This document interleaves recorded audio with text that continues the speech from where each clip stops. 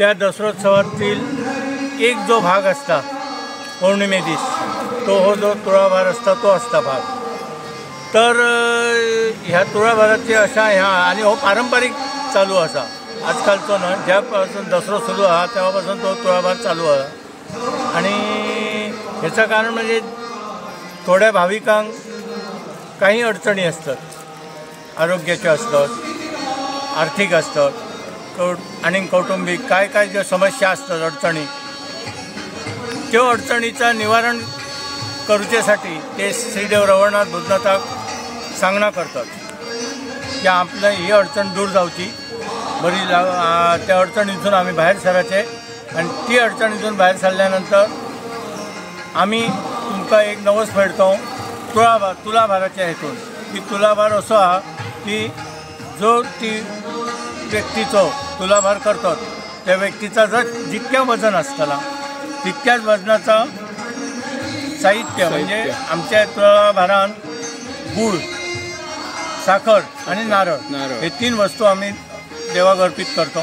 तर त्या 3 वस्तूपैकी खंयच्याच वस्तून करूचो तुलाभार हेच्या सांगणा केला जाता. आणि त्यानुसार त्याका यश येयल्यानंतर दुसऱ्या वर्षाक किंवा आपण म्हणजे दुसऱ्याच वर्षात शक्यतो करतात.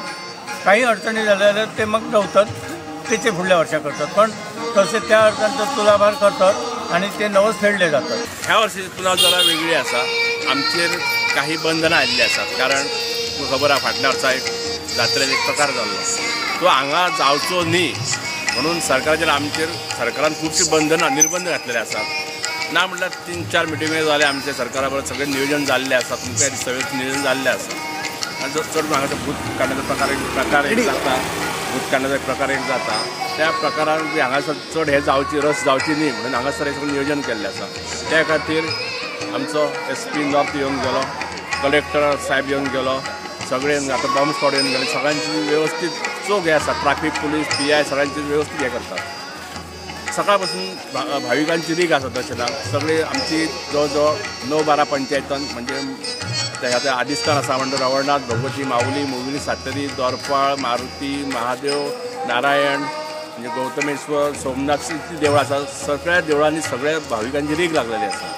तर आज पुंजेच्या दिसा हांगासरच खास कार्यक्रम जाता. ही जी रवळनाथ भूतनाथ जी तरंगा न्हेसयल्ली आसा ती तरंगाचे आतां तुवें पळयल्यात तुळाभार चालू आसा. सगळें प्रवचन जालें, तुळाभार चालू आसा.